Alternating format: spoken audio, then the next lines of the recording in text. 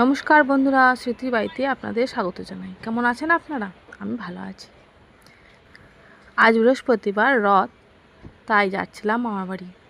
অনেক দিন পর, প্রায় 10 বছর পর মামার বাড়ি যাচ্ছিলাম। দিদার শরীরটা খুব খারাপ, বয়সজনিত কারণে অসুস্থ।